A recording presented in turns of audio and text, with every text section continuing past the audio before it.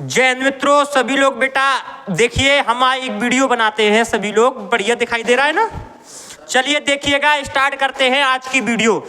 आज की क्लास बेटा स्टार्ट करते हैं पॉलिटी की, संविधान, भारत के संविधान की दूसरी क्लास आज स्टार्ट करते हैं। हमने कल पढ़ाया था बेटा भाग एक का नाम भारत संघ तथा राज्य क्षेत्र था, बढ़िया तरीके से पढ़ाया था, उसी को कंटिन्यू करते हैं आज की क्लास। आज का क्लास का टॉपिक है, बहुत बेहतरीन टॉपिक है आज की क्लास का, जिसका नाम है बेटा अखंड भारत। कौन सा भारत? अखंड भारत। अखंड भारत। ये आज की क्लास का अखंड भारत भैया क्लास का टॉपिक है। इसको आप लोग हेडिंग डाल लीजिए, इसको पढ़ाना है अखंड भारत के टॉपिक को। ध्यान से समझिएगा, बड़ा अच्छा टॉपिक है, एक शानदार बढ़िया टॉपिक है, इसको बड़ी कायदे से पढ़ना है आप लोगों को। ध्यान से समझना अखंड भारत क्या था, देखना। जैसे भैया ये भारत है अपना, ध्यान से समझिएगा, मान लीजिए ये भारत है अपना, ये भारत है,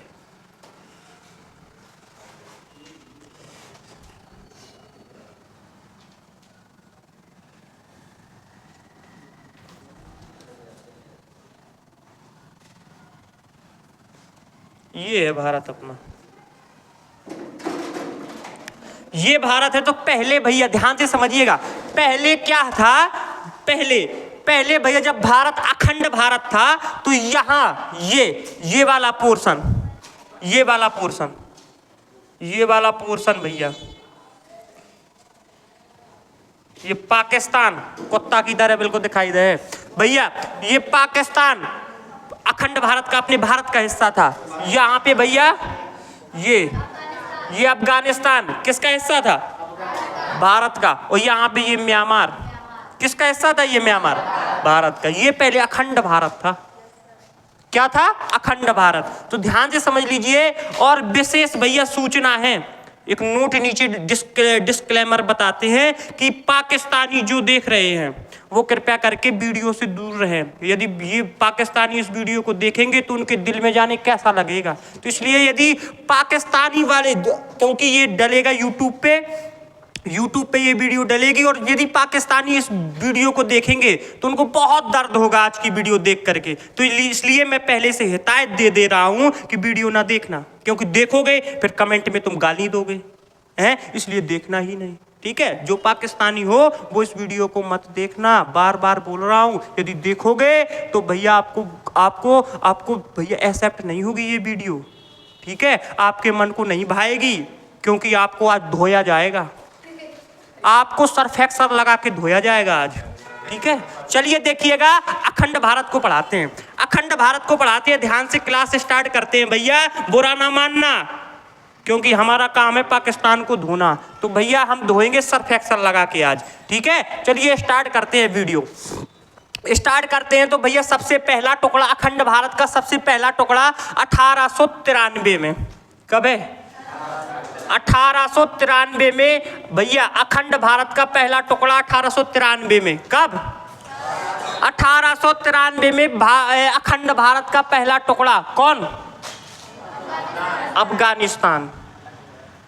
अफगानिस्तान भैया 1893 में भारत का पहला टुकड़ा, अखंड भारत का पहला टुकड़ा अलग हुआ था। कौन सी रेखा खींची गई थी भैया? डूरंड रेखा।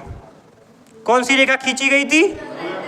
डूरंड रेखा। ये वाली ऐसी रेखा खींच दी गई थी ऐसे, क्योंकि ये ऐसे खींची गई थी है। और ये पीओके क्योंकि ये भारत का हिस्सा, ये पीओके है। ये क्या है? पीओके। तो ये पीओके वाला हिस्सा, ये पीओके वाला हिस्सा किसकी सीमा बनाता था? अफगानिस्तान से। अब लेकिन वर्तमान में, पहले 1893 में ये डूरंड रेखा भारत और किसके बीच में थी? अफगानिस्तान के बीच में। लेकिन जब भैया 1947 में 14 अगस्त 1947 को कौन आजाद हो गया था? पाकिस्तान स्वतंत्र हो गया था, भारत से अलग हो गया था 14 अगस्त 1947 को। तो ये पीओके पीओके कौन ले गया था? पाकिस्तान। और पाकिस्तान चला गया, पीओके ले गया। तो अब भैया जो ये डूरंड रेखा हो गई है, डूरंड रेखा किसके बीच में है?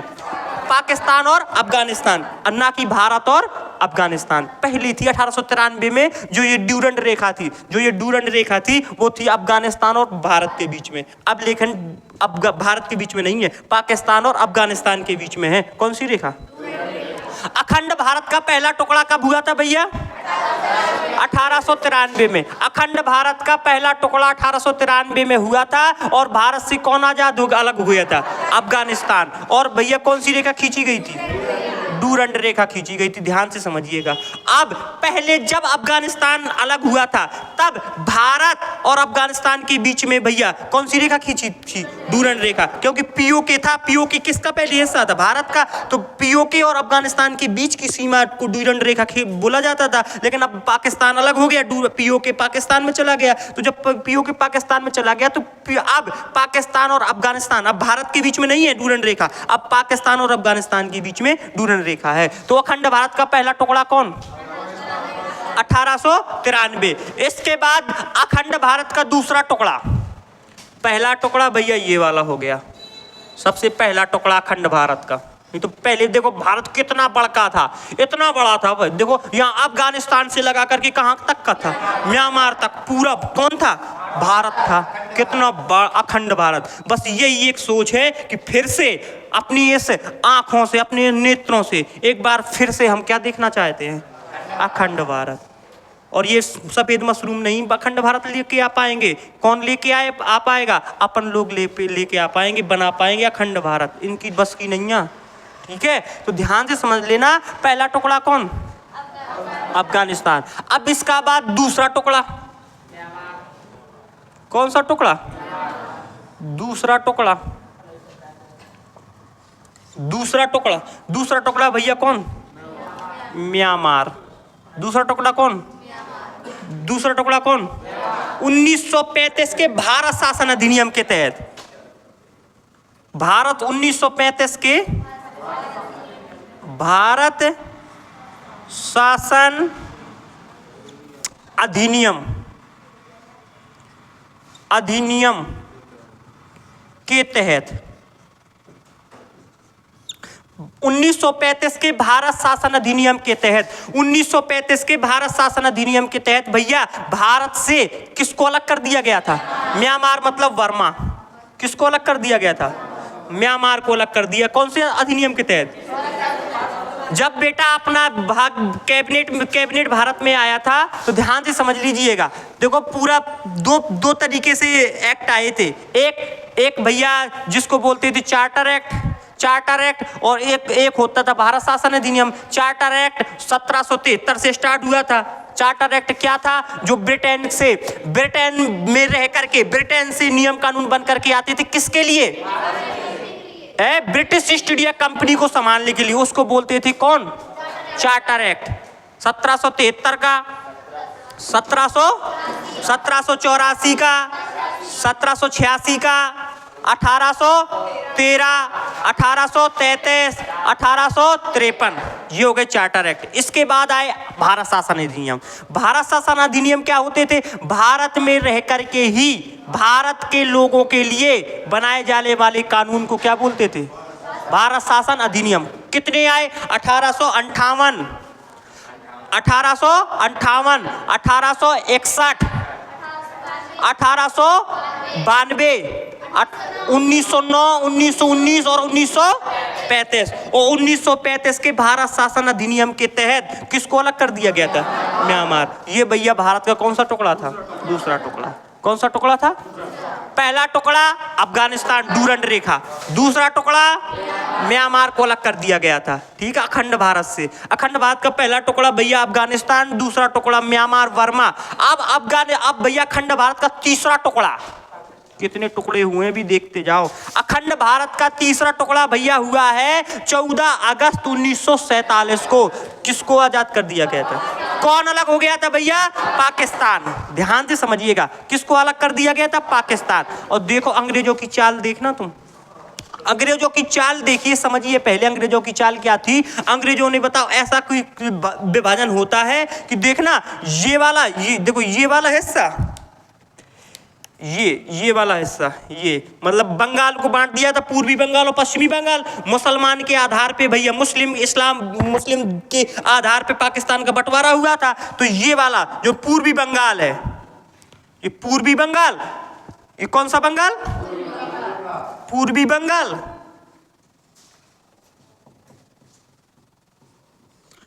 और ये वाला हिस्सा पश्चिम बंगाल है, देखो। और ये देखो, बंगाल को दो भागों में बांटा गया था। जब बंगाल को 1909 में मुसलमानों को पृथक निर्वाचन दिया गया था, बंगाल विभाजन 1905 लॉर्ड कर्जन के समय, याद आया? तो बंगाल को दो भागों में बांट दिया गया था, है? मुसलमानों को पूर्वी बंगाल दिया गया था कि नहीं दिया गया था? और यहाँ को हिंदुओं को कौन सा? पश्चिम बंगाल दिया गया था कि नहीं दिया गया था? तो जो पूर्वी बंगाल था इसको अंग्रेजों ने देखो कैसे बांटा। पूर्वी बंगाल को बांट दिया भैया पूर्वी पाकिस्तान। पूर्वी बंगाल को क्या बना दिया? पूर्वी पाकिस्तान। और ये वाला एरिया इसको बना दिया क्या? पश्चिमी पाकिस्तान। मतलब कोई घर के ऐसे टुकड़े किए जाते, उसको तो जब विभाजन होता है तो एक भाग अलग दे दिया, एक भाग अलग दे दिया। क्यों? क्योंकि भैया भारत मरता रहे, यहाँ से ये लड़ाई करते रहे, यहाँ से ये लड़ाई करते रहे, और भारत इसी में उलझा रहे। ये चाहते थे अंग्रेज लोग। देखो तो कैसा बंटवारा किया, आधा हिस्सा ये और बीच में अलग। मतलब कैसे विभाजन कर दिया? जैसे कोई घर है, जैसे ये पूरा घर है, इसका दो भाइयों में विभाजन करना है तो आधा हिस्सा उसका, आधा हिस्सा ऐसे विभाजन होता है, ना कि आधा हिस्सा ये वाला, आधा हिस्सा ये वाला, बीच वाला भैया कि एक भाई को ये और एक भाई को ये, ऐसा कहीं होता है? आधा हिस्सा होता है, ऐसे बंटवारा होता है। लेकिन अंग्रेजों ने देखो कैसे बंटवारा किया था। यहाँ पे आधा हिस्सा यहाँ पे पूर्वी पाकिस्तान, और यहाँ पे कौन सा पाकिस्तान? पश्चिमी पाकिस्तान। इस तरीके से भैया किसका बंटवारा किया गया था? पाकिस्तान का। तो ध्यान से समझिए, स्टोरी अब यहां से भैया स्टार्ट होती है कि जब यहां पे पूर्वी पाकिस्तान और पश्चिमी पाकिस्तान, स्टोरी आई भैया कब से? स्टोरी आई 1970 का समय था। 1970 देखो, रेड क्लिफ ने ये पाकिस्तान का बंटवारा किसने किया था? रेड क्लिफ ने। और पाकिस्तान और भारत के बीच में कौन सी रेखा है? रेड क्लिफ रेखा। रेड क्लिफ रेखा। भारत और पाकिस्तान के बीच में कौन सी रेखा है?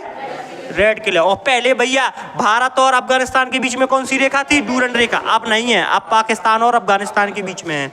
अब ध्यान से समझिए, 14 अगस्त 1947 को जब पाकिस्तान का बंटवारा हुआ तो किस तरीके से किया गया? रेड क्लिफ ने किया था। किस तरीके से? पूर्वी पाकिस्तान, जो पूर्वी बंगाल था तो उसको भैया पूर्वी पाकिस्तान, और जो भैया यहाँ वाला एरिया है उसको क्या बनाया गया?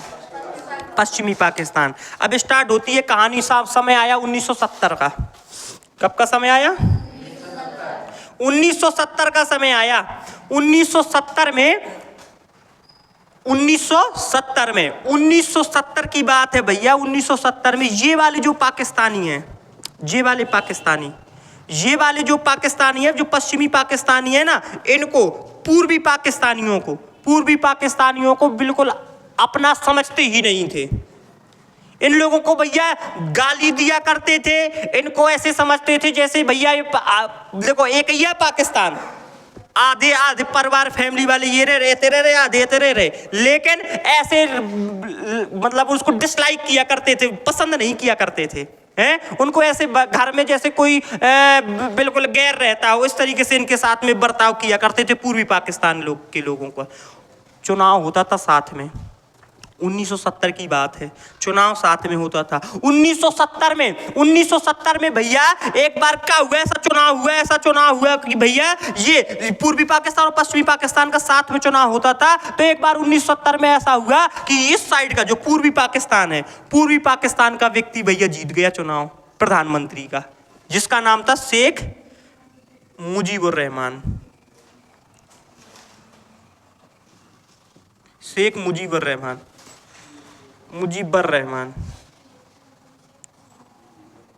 क्या नाम था इसका? शेख मुजीबुर रहमान। एक बार क्या हुआ? 1970 की बात है भैया। 1970 में यहाँ के प्रधानमंत्री जीत गए। हर बार जीतते थे कहाँ के? यहाँ पश्चिमी पाकिस्तान के। और भैया एक बार कौन कहाँ के जीत गए? पूर्वी पाकिस्तान के भैया व्यक्ति जीत गया, जिसका नाम क्या था? यहाँ के व्यक्ति तो भैया इसको बिल्कुल भी देखना ही नहीं चाहते थे, हैं? इसको पाकिस्तान अपना हिस्सा ही नहीं मानते थे, बिल्कुल बुरी नजर से देखते थे, हैं? और यहाँ का एक बार ऐसा क्या हुआ कि यहाँ का व्यक्ति जीत गया, शेख मुजीबुर रहमान प्रधानमंत्री बन गया। मतलब तो अब पश्चिमी पाकिस्तान की सरकार ने, पश्चिमी पाकिस्तान की सेना ने कहा कि आओ भैया और तुम शपथ ले जाओ। क्या ले जाओ? शपथ ले जाओ। तो भैया शेख मुजीबुर रहमान कहाँ गए? पश्चिमी पाकिस्तान। पश्चिमी पाकिस्तान से शेख मुजीबुर रहमान शपथ लेने के लिए गए और भैया पश्चिमी पाकिस्तान की सेना ने, सरकार ने, और भैया शेख मुजीबुर रहमान को क्या बना लिया? बंदी बना करके काय में डाल दिया? जेल में डाल दिया। काय में डाल दिया? जेल में डाल दिया। किनको? शेख मुजीबुर रहमान को 1971 में भैया 1971 में ये 1970 में चुनाव हुआ और 1971 में जब ये शपथ लेने के लिए गए और शपथ लेने के गए तो पश्चिमी पाकिस्तान में शपथ लेने के लिए गए और वहां पे भैया शेख मुजीबुर रहमान को बंदी बना लिया गया और जेल में डाल दिया गया। क्या डाल दिया गया? जेल में डाल दिया गया। किनको? शेख मुजीबुर रहमान को 1971 में। किसने? पश्चिमी पाकिस्तान। इसके बाद जब जेल में डाल दिया गया भैया, तो इतना खतरनाक भैया, इतना खतरनाक विद्रोह किया। जब यहाँ के भैया लोग, यहाँ के शेख मुजीबुर रहमान को बंदी बना लिया तो यहाँ के लोगों ने उसका बहिष्कार किया। जब बहिष्कार किया तो यहाँ के पश्चिमी पाकिस्तान की सेना ने, पश्चिमी पाकिस्तान की सेना, देखो तो एक नीचता की हद होती है भैया, इसने नीचता की हद पार कर दी थी। पश्चिमी पाकिस्तान वालों ने क्या कर दिया था भैया कि यहाँ पर पश्चिमी पाकिस्तान के लोगों ने जब इसको जेल में डाल दिया और इसके बाद अपनी सेना को भेजा यहाँ पे। कहाँ पे? पूर्वी पाकिस्तान में। पूर्वी पाकिस्तान में अपनी सेना को भेजा तो यहाँ के सैनिकों ने, यहाँ के पश्चिमी पाकिस्तान के सैनिकों ने भैया, कितने सैनिकों ने? 4 लाख महिलाओं के साथ। कितनी महिलाओं के साथ? 4 लाख महिलाओं के साथ। और भैया 30 लाख पुरुषों को। कितने पुरुषों को?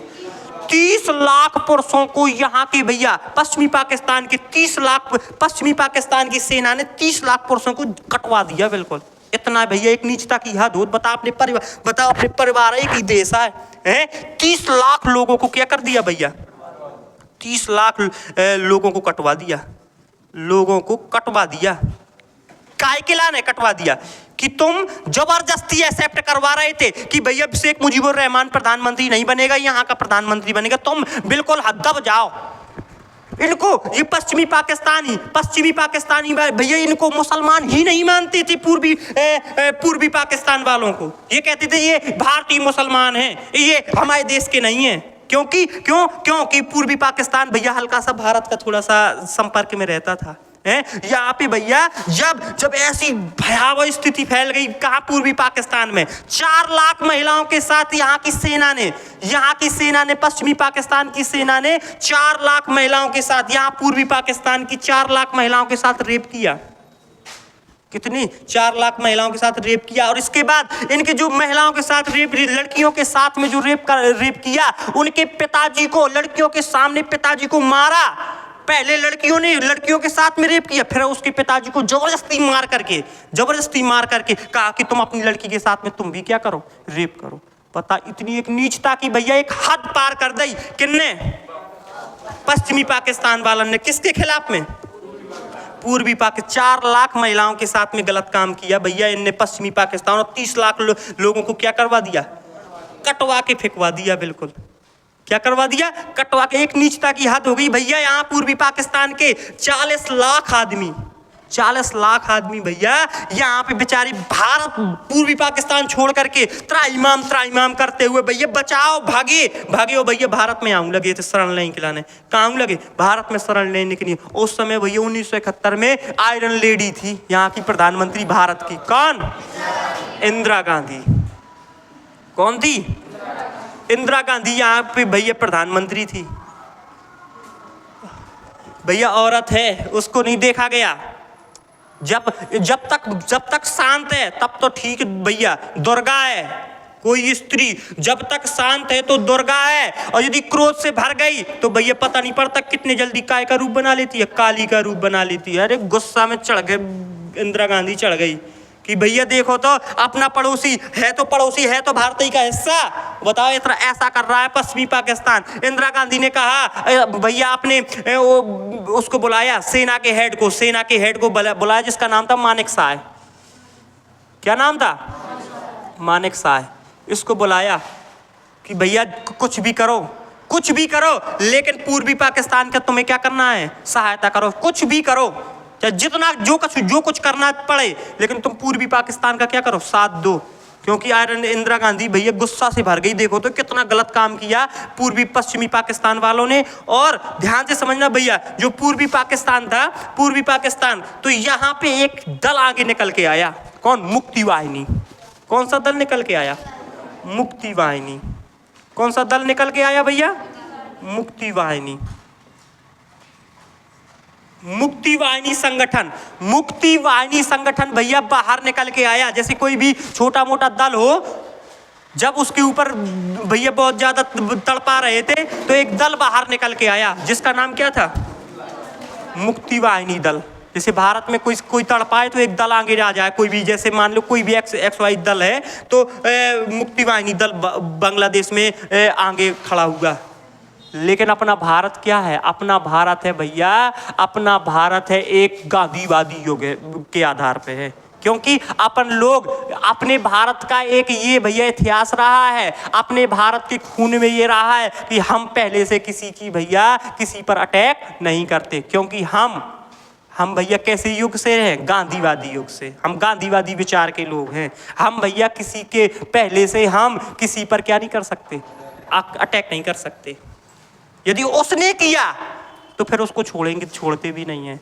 तो पहले से हम कि पाकिस्तान पे हम छेड़खानी भी नहीं कर सकते थे हैं। अब लेकिन इंदिरा गांधी ने मानेक शाह से कह दिया कि तुम तैयारी करो पूरी तरीके से। मानेक शाह ने पूरी सेना को अलर्ट कर दिया कि तुम भैया ट्रेनिंग करो, हथियार जोड़ने लगे कि कुछ पाकिस्तान को यहाँ से सबक सिखाना है। मुक्ति वाहिनी सेना का सपोर्ट करने लगे पूरी भैया, पुलिस आराम से धीरे से। लेकिन हम पहले से खुल के सपोर्ट कर ही नहीं सकते थे पूर्वी पाकिस्तान का। क्यों? क्योंकि भैया हमारा ये सिद्धांत है कि हम पहले से किसी पर अटैक करते नहीं है, तो खुल के। लेकिन हम छिप करके किसका सपोर्ट करने लगे?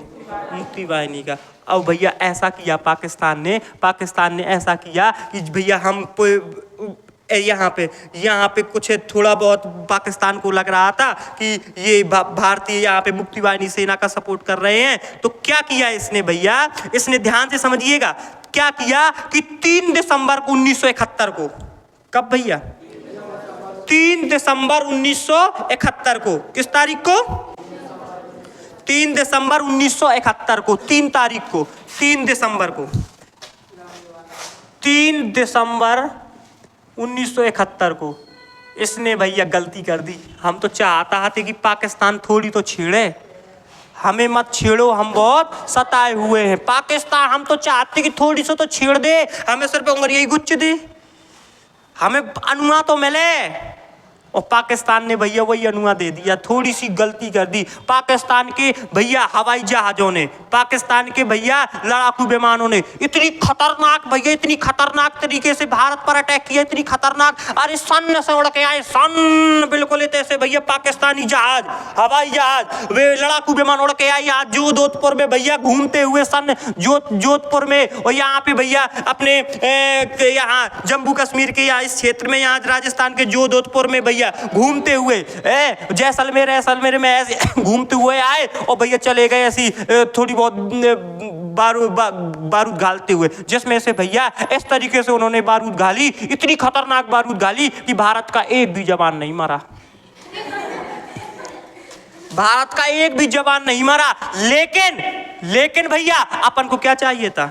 अनुआ, कि भैया पाकिस्तान थोड़ी तो क्या करे, थोड़ी तो भैया कछु करे। और हमको क्या मिल गया था? अनुआ। पहले से पाकिस्तान ने हमको क्या कर दिया था? छेड़ दिया था। अब अबे भैया पाकिस्तान को ऐसी तैसी तुमने हमारे ऊपर अटैक कर दिया है, हवाई हमला तुमने किया है। अब भैया मानेक शाह ने कह दिया कि भारतीय सैनिकों को जाओ और पूरी तरीके से मुक्ति वाहिनी सेना का तुम क्या करो, सपोर्ट करो। और भैया सेना जिस समय घुस गई पूर्वी पाकिस्तान में पूरी तरीके से जिस समय घुस गई मुक्ति वाहिनी सेना का सपोर्ट करने के लिए भैया पूरी तरीके से, तो यहाँ लग गई पूरी सेना भैया पूर्वी पाकिस्तान में घुसेड़ दी गई। और पाकिस्तानियन के वाह मार मारन लगी भैया कि चक बके आ गए पाकिस्तानी, पूर्व पश्चिमी पाकिस्तानी वाले कि कैसे मुक्ति वाहिनी सेना में कौन से घुस गए थे, भारतीय सेना, राजपूताना, असम राइफल, अरे भैया पंजाबी, खतरनाक भैया घुस तो गए। जिस समय मारे ना भैया पाकिस्तानी को उड़ा मारने लगे। गोरखा रेजिमेंट एक में एक भैया घुस गए ना, जिस समय मारी ना पाकिस्तानियन के, हड़बड़ा गए पाकिस्तानी।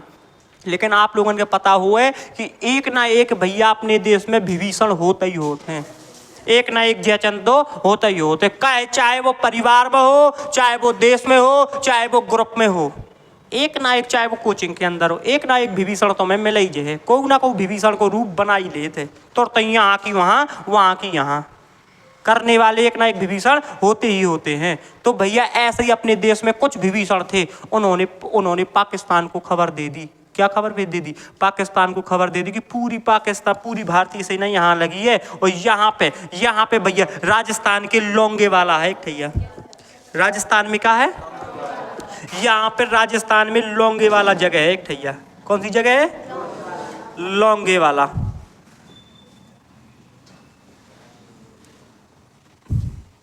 कौन सी जगह है? लोंगेवाला भैया एक जगह है पाकिस्तान में लोंगेवाला जगह है। खबर दे दी 3 दिसंबर के 1971 के भैया हवाई जहाज ने वो अटैक करो तू ना है। और 4 दिसंबर के क्या तारीख है? 4 दिसंबर अगले दिन भैया पाकिस्तान के खबर मिल गई कि यहाँ लोंगेवाला में मात्र 120 जवान लगे हैं। कितने जवान लगे हैं? 120 जवान लगे हैं। और वास्तव में 120 जवान लगे थे। सिर्फ लोंगेवाला भैया बिल्कुल राजस्थान में उड़ती हुई धूल, बिल्कुल समझ लिए तेरे को आया है। सब लोग ये 120 जवान तो ऐसी ऐलान डाले थे कि को आया है ते पे अटैक करे के लाने, को नहीं आया भैया, तो को आए रेत में आया है। लेकिन भैया पाकिस्तान को खबर मिल गई कि मात्र 120 जवान, कितने? मात्र 120 जवान यहाँ पे लोंगेवाला में लगे हैं। तो पाकिस्तान ने दिमाग लगाया कि यहाँ से लोंगेवाला से अटैक करके हम जल्दी से जोधपुर, जैसलमेर, यहाँ पे दिल्ली पर जल्दी से कब्जा कर लेते हैं भारत पर है। क्योंकि एक पूरे जवान कहाँ लगे हैं? यहाँ पे पूर्वी पाकिस्तान में। और मात्र 120 जवान कहाँ पे लगे हैं? लोंगेवाला में। पाकिस्तान ने भैया खबर तो बिल्कुल पक्की दी थी, जिन्हें भी दी थी, जॉन हरामी ने खबर दी थी, बिल्कुल पक्की खबर दी थी। 120 जवान बिल्कुल लगे थे होते पे। इसके बाद भैया 4 दिसंबर को पाकिस्तान ने अटैक कर दिया। कहाँ पे? लोंगेवाला में। और 120 जवान जो बटालियन, पूरी 120 जवानों की बटालियन थी, जिसका भैया हेड था कुलदीप सिंह चांदपुरी। कौन था? कुलदीप सिंह चांदपुरी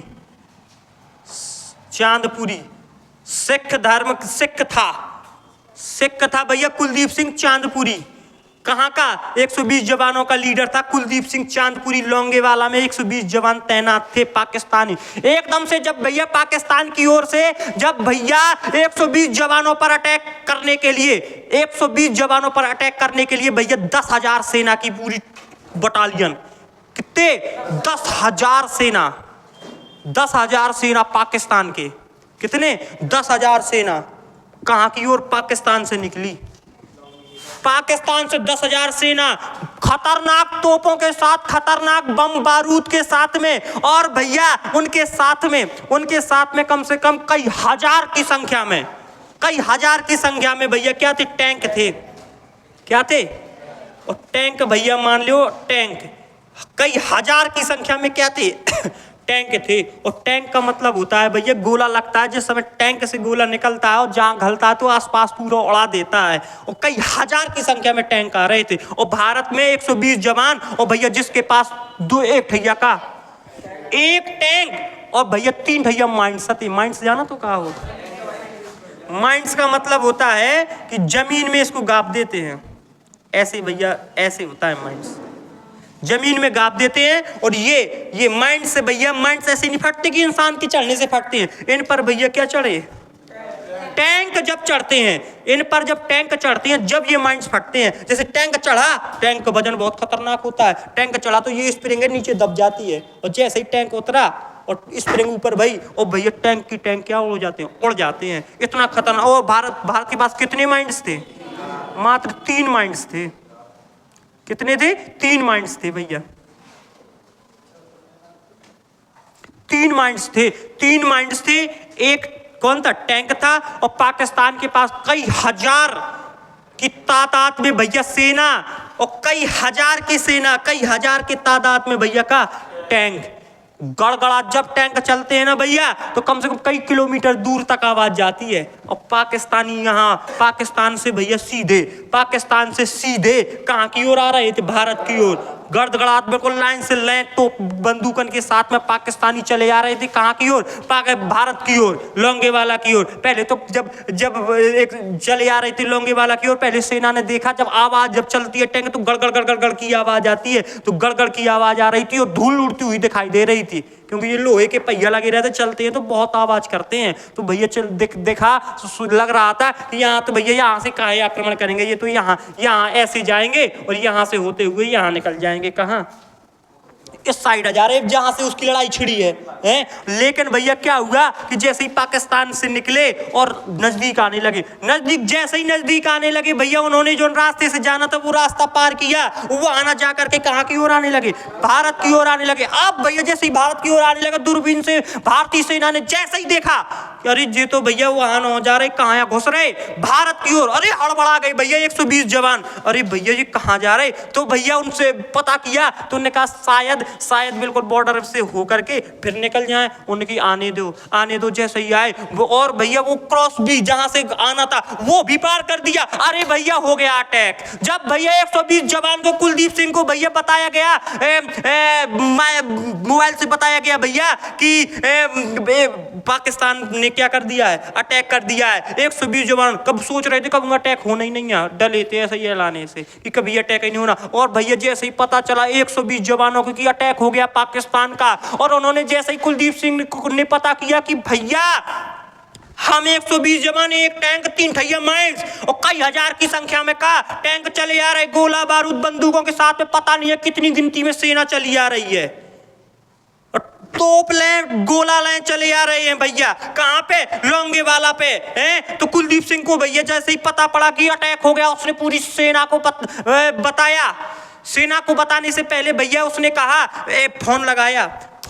कहाँ पे भैया फोन लगाया, कहाँ, इंदिरा गांधी को नहीं, पहले लगाया भैया उसको लड़ाकू विमान। कहाँ पे, अंबाला फोन लगाया भैया लड़ाकू विमान की। भैया उन्होंने फोन लगाया कि सर आप अपने लड़ाकू विमान तैयार रखिए, अपने लड़ाकू विमान। अब यार राफेल को पहले कौन राफेल था, राफेल होता तो बता देते।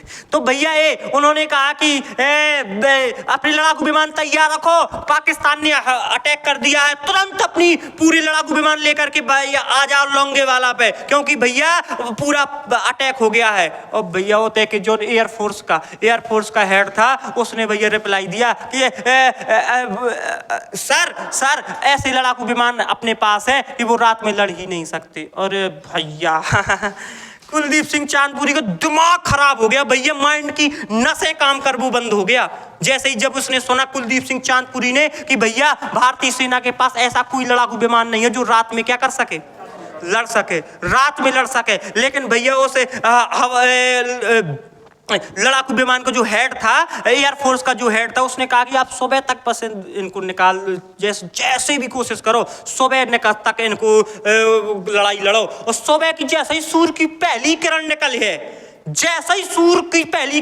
है, तुम हमें लोंगेवाला में पाओ और फिर चटनी बना दें पाकिस्तान की। लेकिन भैया रात की जो 6-7-8 घंटा है जो को देखा, इतनी सेना 120 जवान, रात तो पहले 6-7 घंटा तो निकले, 6-7 घंटा तो निकालने हैं, जीकू के निकाल है 6-7 घंटा हैं, तो सुबह तक तो चलो बची रहे, तब तो तुम आओ, जब तो बचा हो पहले 6-7 घंटा तो निकले।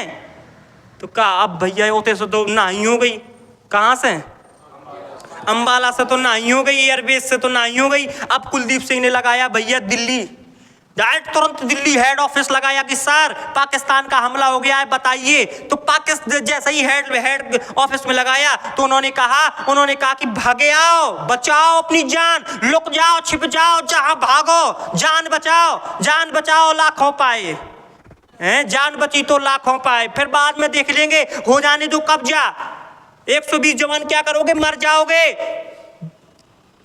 10 ही मिनट नहीं टिकोगे, पूरे मर जाओगे। इसलिए भागो, बचाओ, अपनी जान बचाओ, लुक जाओ गांव में जाओ, छिप जाओ, हो जाने तो कब्जा, कर लेने दो पाकिस्तान को कब्जा, बाद में देख लेंगे। लेकिन भैया हेड ऑफिस ने अंतिम फैसला किस पर छोड़ दिया, कुलदीप सिंह चांदपुरी पर। भैया अंतिम फैसला तुम पे है और हमारा फैसला है, हमारा फैसला सुनो तो हमारा फैसला ये है कि तुम भागे आओ, अपनी जान बचाओ। हमारा फैसला यदि मानो तो अपनी जान बचाओ, भागे आओ, लेकिन अंतिम फैसला तुम पे है, तुम अपना जैसा तुम्हें करना हो तुम कर सकते हो। और कुलदीप सिंह चांदपुरी भैया सरदार था भैया, और जिसका कहना है भैया सरदारों के भैया कहना है, जैसे कुलदीप सिंह चांदपुरी ने कहा है भैया, क्या कहा है एक वक्तव्य कि 1.25 लाख चिड़िया लू बाज लड़ावा, गीदड़ लू सिंह बनावा।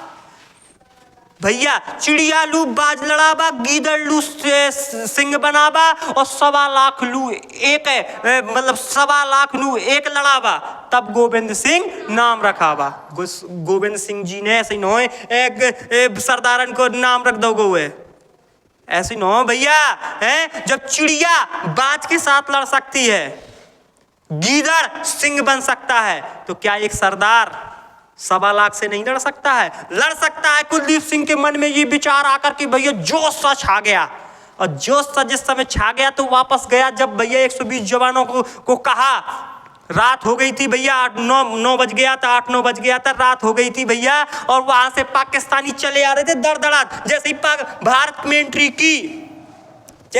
में एंट्री की, अरे भैया हड़कंप मच गया 120 जवानों में भैया। तो जैसे ही एंट्री की हो भैया, जैसे ही ये कुलदीप सिंह चांदपुरी ने कहा 120 जवानों को लाइन अप कराओ, रात ही में भैया 120 जवानों को लाइन अप कराया। जैसे ही लाइन अप कराया, कुलदीप सिंह चांदपुरी ने पूरे 119 जवानों, 120 खुत्ता 119 जवानों को भैया कहा कि भैया पाकिस्तान का अटैक हो गया अपने ऊपर, पाकिस्तान का अटैक हो गया है। एयरफोर्स ने हाथ खड़े कर दिए हैं, वो कह रहे हैं सुबह हम आ पाएंगे, रात में हमारे पास ऐसे लड़ाकू विमान नहीं है कि जो रात में लड़ सकें। हेड ऑफिस में फोन लगाया था, उसने कह दिया है कि जान बचाओ, भागो, हाथ खड़े कर दिए हैं। कोई किसी को ये नहीं कहेगा, भगोड़ा नहीं कहा जाएगा, क्योंकि 120 जवान है, ये किसी को नहीं कहा जाएगा कि तुमने बॉर्डर छोड़ करके भागे थे, लेकिन अपनी जान बचा के भागो। लेकिन अंतिम फैसला मुझ पर छोड़ा है कुलदीप सिंह पर, ये अंतिम फैसला तुम पर है, क्योंकि सेना के हेड जो कह दे, तो सेना का ये भैया नियम होता है, हेड की चलती है सामने से, चाहे भैया बिल्कुल मरना हो सामने को। ये जब फौज में भर्ती करवाते हैं, ये तुमसे लिखवा लेते हैं कि यदि तुमने हेड की बात नहीं मानी तो तुम्हें सीधी गोली मार दी जाएगी। यदि हेड ने जो फैसला कर दिया, हेड ने कर दिया कि ये खाना है, तो तुम्हें खाना ही पड़ेगा वो। और तुमने नहीं बात मानी तो सीधे तुम्हें क्या कर दिया, तुम्हारा वो हो जाएगा कोर्ट मार्शल, तुम्हारा भैया तत्काल तुम्हें गोली मार दी जाएगी। ये भैया पहले से लिखवाया जाता है जब तुम्हें फौज में भर्ती किया जाता है। तो सरकार ने कहा था भागाओ, हेड ऑफिस से खबर आ गई थी भागाओ, लेकिन अंतिम फैसला किस पर छोड़ा था? कुलदीप सिंह पर। और कुलदीप सिंह ने कहा कि अंतिम फैसला मुझ पर छोड़ा है, लेकिन मैं कुलदीप सिंह चांदपुरी, इस बटालियन का हेड, मैं आप लोगों से राय मांगना चाहता हूं। क्या चाहिए? एक भैया वही 120 जवानन में एक भैरव सिंह था। कौन था? भैरव सिंह खड़ा हुआ, उसने कहा सर मुझे गोली मार दीजिए, सीधे मुझे शूट कर दीजिए, लेकिन मैं अपनी भारत माता को छोड़ करके, मैं अपनी इस भारत माता को छोड़ करके दुश्मनों के हाथ में, पाकिस्तानों के हाथ में, मैं अपनी भारत माता को अकेले छोड़ करके नहीं जाऊंगा। कि जिसको जाना है जाने दो, मैं अकेला पाकिस्तान से लड़ूंगा, लेकिन मैं ये धरती, ये लोंगेवाला की धरती को छोड़ करके नहीं जाऊंगा। एक भैया सेना का खड़ा हुआ, उसने कहा सर ये सुनने के लिए सर हम पैदा नहीं हुए थे जब घर से चले थे। मेरे पापा और मेरे मम्मी दोनों अंधे हैं, मेरे पापा और मम्मी दोनों अंधे हैं, कोई घर में वो नहीं है, उनकी सेवा करने के लिए नहीं है। और मैंने सोचा था कि जब भारत माता का कर्ज चुका के जाऊंगा, इसके बाद उनका कर्ज चुकाऊंगा। ये सुनने के लिए उन अंधों को घर पे छोड़ के नहीं आया था, ये सुनने की लड़ाई में मैं पीठ दिखा के भागूं। सर मुझे सीने पे गोली मार दीजिए, मैं पीठ पे गोली नहीं खाऊंगा, सीने पे गोली खाऊंगा। ऐसी धीरे धीरे जब भैया सब पूरे 120 जवानों के जोश जग गया, सबने कहा हम नहीं जाएंगे सर, हम नहीं जाएंगे। अरे भैया सब बोलो, सब बिल्कुल जोश छा गया पूरे 120 जवानों में, सब में भैया जयकारा बोल गया, भारत माता की जय, काली मैया की जय बोलिए भैया। सब लोगों में जोश, सब लोग भैया जोश जग गया, सब अपने अपने भैया बिल्कुल खून सबके आंखों में सवार हो गया कि हम नहीं जाएंगे, हम अपनी भारत माता को छोड़ करके नहीं जाएंगे। पूरे में भैया जोश जग गया, कहने लगे कि अब भी खून न खोला, अब भी जिसका खून नहीं खोला वो खून नहीं, वो पानी है। और जो देश के काम ना आए वो बेकार जवानी है। इस तरीके से भैया पूरे वक्तव्य पूरे 120 जवानों में फैल गए और जोश पूरे भैया सर पे चढ़ गया और कह दिया कि हम नहीं जाएंगे। तो कुलदीप सिंह चांदपुरी ने कहा कि यदि मैं भी नहीं जाऊंगा, लेकिन अब कहने पर यदि कोई भागा तो मैं उसको गोली मार दूंगा। शायद मेरे पैर डगमगा गए, कुलदीप सिंह कहता है, यदि मैंने भागने की कोशिश की तो तुम सब मिलकर के मुझे गोली मार देना। देखते हैं, आने दो पाकिस्तानियों को, देखते हैं क्या होता है। पाकिस्तानियों ने भैया हमला कर दिया। अब भारत के 120 जवान थे, लेकिन कलाकार 120 जवान तो थे, लेकिन कलाकार बहुत थे। 2-3 किलोमीटर दूर तक ऐसी लंबी नाली खोदी थी, पूरी लंबी नाली खोदी थी। कितने 2 किलोमीटर तक कम से कम ऐसी खोदे थे पूरे भारतीय जवान। उनके पास 3 माइंस थे। 3 माइंस जब भैया अटैक हो गया तो यहाँ पे जैसे ही लोंगेवाला में घुसे तो तीनों माइंस ले गए। और इनके पास 120 टिफिन थे, क्या थे, खाना के टिफिन थे। तो वो 120 टिफिनों में भैया पत्थर भरवाए और वो ले गए। और इसके बाद तीनों माइंस ऐसे बिछा दिए आगे, और इसके बाद पीछे भैया उनने कहा बिछा दिए 120 टिफिन बिछा दिए। उन्होंने कहा आने दो, इसी दूर बिछा दिए। जैसे ही पाकिस्तानियों ने अटैक किया, जैसे ही भैया लोंगेवाले पे अटैक किया और जैसे ही घुसे लोंगेवाला में, जैसे ही घुसे और पहला टैंक भैया चढ़ा इसमें माइंस में 3 माइंस जो बिछाए थे, पहला टैंक चढ़ा। और जैसे ही टैंक चढ़ा और ये स्प्रिंग दबी और फिर इसके बाद टैंक का पहिया पहला वाला नीचे उतरा और जैसे ऊपर आई स्प्रिंग, और जैसे ही भैया स्प्रिंग ऊपर आई फटा माइंस, और फटा तो भैया पाकिस्तानी का एक टैंक क्या हो गया, उड़ गया। और जैसे ही दूसरा देश के ऊपर माइंस के ऊपर चढ़ा, जैसे ही दूसरे माइंस के ऊपर चढ़ा दूसरा टैंक फट गया। तो वैसे ही भैया पाकिस्तान के जो सेना का हेड था उसने कह दिया यहीं पर सब लोग रुक जाओ, आगे नहीं जाना। भारतीय बहुत हरामी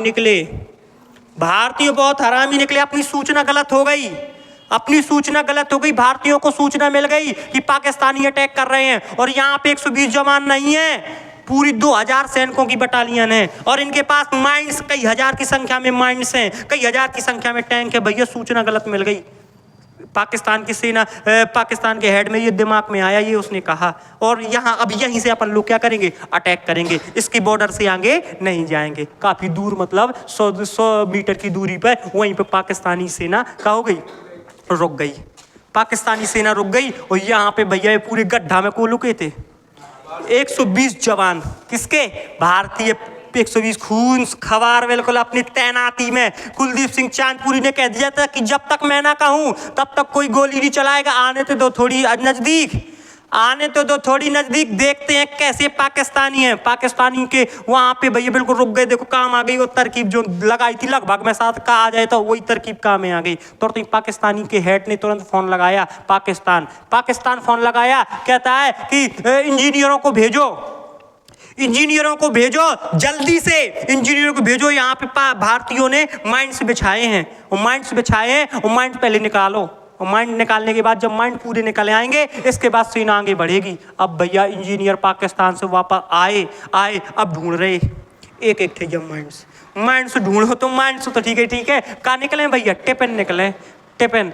जब टिफिन निकले, जब भैया टिफिन अपन का तो समय बिताने तो 9-10 पहली बज गो, तो ऐसी ढूंढो 4-5 घंटा इनने बता दो, बज गो 3, कितना बज गो 4-5 घंटा माइंड से ढूंढत में लग गए। जो माइंड ढूंढे का नहीं करे आवे टिफिन निकले, अब 3-4 घंटा बिता दे अपन के तो समय बिताने तो सुबह की पहली किरण तो आवे, फिर दिखो जाए ने अच्छे से। तो तीन लड़ाकू विमान आ जावे तो परखे थे, बिल्कुल ड्रेस पहने, बिल्कुल तैनात आते, रात भर कोई नहीं सो एयरफोर्स में। अरे एक मिनट बिल्कुल तैनात थे। जिस समय भैया जब सूर्य की पहली किरण निकली थी तो भैया पैदल नहीं चले थे, चौप लगा के तेज दौड़ करके भैया लड़ाकू विमानन में चढ़े थे पहली सुबह की पहली किरण में। और बिल्कुल भी तो ताके थे, टाइम बिल्कुल तैयार रहते, बिल्कुल लड़ाकू विमान के बिल्कुल पहुंच के बिल्कुल तैयार करें थे कि सूर्य की पहली किरण हम कहाँ लौंगे वाला में बिल्कुल तैनात पूरे भैया, मिसाइलें पूरी बंदूकें पूरे भैया, गोला बारूद बिल्कुल शिफ्ट पूरा करें और बिल्कुल तैयार रहते, बिल्कुल की पहली किरण निकले तो हम तो लौंगे वाला फिर देता ये पाकिस्तान के। और बेचारे ये 120 जवान उनके लाने प्रार्थना कर रहे थे कि भगवान 120 जवान हैं ये कैसी मुसीबत में हुए हैं, सामने से मौत चली आ रही, बिल्कुल क्लियर कि मन नहीं मरने, कहाँ 120 कहाँ 10,000, बिल्कुल मन चाहे टैंकों के साथ में, गोला बारूद के साथ में हैं, बिल्कुल मन नहीं मरने और फिर भी खड़े हैं। क्या जज्बा है भैया देश के प्रति, ये होता है जज्बा कि मन नहीं मनना है 120 जवानों को, और फिर भी खड़े हैं कि हम अंतिम सांस तक लड़ेंगे। 3 बज गया सुबह का भैया, तो और 1-2 घंटा निकालने तू। जैसे ही भैया पता पड़ा पाकिस्तान की सेना के हेड को कि ये तो भैया टिफिन उन्होंने कही अटैक सामने से, भैया कुछ नहीं है टिफिन है, आगे अब बढ़ो, आगे बढ़े। जैसे ही और नजदीक आए तो भारत के कुलदीप सिंह ने कहा अटैक। तो भैया गोली चलने लगी। जैसी गोली चलने लगी तो वहां के पाकिस्तान के हेड जो था, पाकिस्तान का जो हेड था, उसने भैया चिल्लाया, किसको? कुलदीप सिंह, ए हरामी कुलदीप सिंह, अटैक कर दिया है तुझ पे, भाग नहीं पाएगा। कुलदीप सिंह ने कहा अरे लाहौर का कुत्ता, कुलदीप सिंह ने जवाब दिया अरे लाहौर का कुत्ता, गंदी नाली के कीड़े, तेरी औकात है भारत पे अटैक करने की, तुझे ऐसी मार मारेंगे। गुस्सा गया पाकिस्तानी सेना का हेड, उसने कहा जवाब दो। जब जवाब दिया तो भैया लगाया उसमें एक, और भैया लगाया, जैसे लगाया तो अपना हमारा एक बंकर था उसको उड़ा दिया पाकिस्तान ने। अपने पास तो एक ही था, वो एक था भैया, एक था तो एक किस तरीके से देखो अपन ने भी दिमाग लगाओ तो कि अपन ने भैया जो एक था एक ताई नहीं रखे थे, एक बार ऐसे फायर कर दो, वही गोला इसे घाल दो, एक बार चला के दूसरी जगह ले गए, और ऐसे फायर कर दो, फिर तीसरी जगह और दूर ले गए। मतलब पाकिस्तान को उल्लू बना रहे थे। पाकिस्तान को ऐसा लगे कि एक नहीं, एक जगह से तो फायर हो नहीं रहा। इनके पास एक न हो टैंक है, कितनी संख्या, कई हजार टैंक है इनके पास। तो कैसे वो एक जगह से बारू भैया गोली चलाई नहीं रही, तोपें घल ही नहीं रही थी, अलग अलग जगह से घल रही थी। सामने से गोली चल रही, इस साइड से गोली चल रही भैया, सीधी गोली वाली चलने लगी। धीरे धीरे लड़ाई छिड़ी। अब भैया जब लड़ाई छिड़ने लगी, पाकिस्तानी के हेड ने कहा कि डायरेक्ट अटैक कर दो। यदि तुम भैया अटैक कर दोगे डायरेक्ट, यदि तुम शहीद भी हो जाओगे तो तुम गाजी कहलाओगे। गाजी का मतलब तुम्हें डायरेक्ट अल्लाह को के दरबार में जाने को मिल जाएगा। ठीक है भैया चढ़ गए भैया, चढ़ गए तो भैया डायरेक्ट चढ़ गए तो भैया डायरेक्ट भारत पर अटैक हो गया। भारत पर डायरेक्ट भैया सेना अटैक कर दी।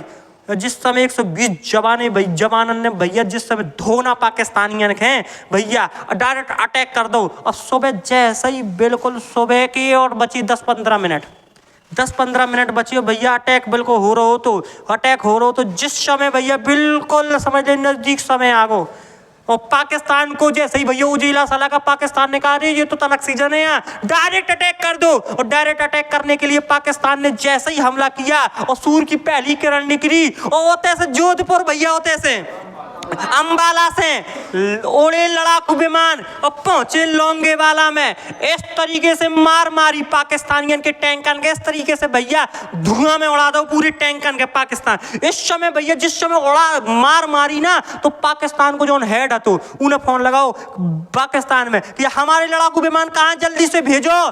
पाकिस्तानी लड़ाकू विमान इस तरीके से हमारे ऊपर मरड़ा रहे हैं जैसे भैया मक्खी भिन बना रही हो, इस तरीके से वो भिन बना रहे हैं, जल्दी से भेजो नहीं तो हमें तो चटनी बना दें। अब तक जब वाली आवाज अपने होते लोंगेवाला में रिकॉर्ड रखी है, पाकिस्तानी के हेड की रिकॉर्ड कर ली गई थी कि भैया मक्खी की तरह भिन बना रहे हैं। और पाकिस्तानी जिस समय भागे ना वापस भैया छोड़ के तो टैंक छोड़ के भैया भाग गए, टैंक के तई रह गए, लाशें तहीं छोड़ गए पाकिस्तानियन की। 120 जवानन में सिर्फ 2 लोगों की शहादत भई थी, 2 लोग शहीद भये थे और 118 जवान भैया क्या हो रहे थे, बच गए थे। और सिर्फ 2 लोगों की भैया सही शहादत भई थी, 2 लोग भी शहीद, बस मात्र 2 लोग शहीद भये थे। और पाकिस्तान के भैया अपन ने धूल चटा दी थी, लाश यहाँ से छोड़ के भैया पाकिस्तान ने जो तक न कबूल तो कीजिए हमारी सेना की लाशें हैं। बताओ इतनी हरामी है तो इतने देखो तो पहले युद्ध अपनी सेना के ना कबूलत थी कि हमारी सेना है।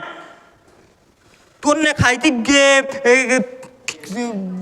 चील कौन ने गद्दन ने उनकी लाशें खाई थी, टैंक छोड़ कर चले गए थे। अब अभी अपने पे लोंगेवाला में जोधपुर में भैया ऐसे सजे धरे हैं इनके टैंक। आदमी देखन जाते कि जी जो टैंक का छोड़ कर भाग गए थे वापस तक ले नहीं आए। ऐसे पाकिस्तानी हैं। और भैया इस तरीके से 120 जवानों ने शहादत दी थी। और शहादत नहीं, 120 जवानों ने भैया अपने देश को यहाँ से लोंगेवाला पर कब्जा करने से क्या किया था, बचाया था। अब जिस समय अटैक तो हुई गो तो इनने 3 दिसंबर 1971 का अटैक कर दो तो 4 दिसंबर के यहाँ लोंगेवाला में अटैक कर दो तो देखो एयरफोर्स ने भी मार मारी और सेना ने भी मार मारी। अब नेवी कहा थी, नेवी ने कहा कि जब सब ने मार मारी तो हम मारें, हम भी मार मारेंगे। और भैया 5 दिसंबर को पाकिस्तान की कराची बंदरगाह में 5 दिसंबर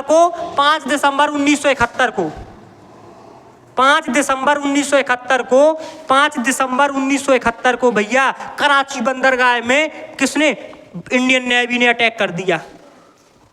3 दिसंबर को पाकिस्तानियों ने यहाँ पे अपने हवाई जहाज के द्वारा अटैक करो तो 4 दिसंबर 1971 के भैया लोंगेवाला पे अटैक बहुत हो। और 5 दिसंबर के अपन ने, क्योंकि देखो एयरफोर्स ने भी मारो, 120 जवानों ने भी मारो, थल सेना ने भी मारो, जल सेना ने भी मारो। जल सेना आपका आती इंडियन नेवी कि हम भी अपना, अब देखो दोनों सेना ने जब मारा तो हम भी मारेंगे। तो 5 दिसंबर 1971 के इंडियन नेवी ने के पे आक्रमण कर दो पाकिस्तान पे और पाकिस्तान की कराची बंदरगाह में आग लगा दी।